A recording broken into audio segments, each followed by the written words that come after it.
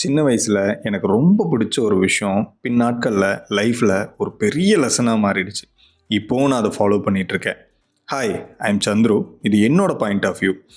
சின்ன வயசுல எனக்கு வண்டி ஓட்டுறது ரொம்ப பிடிக்கும்.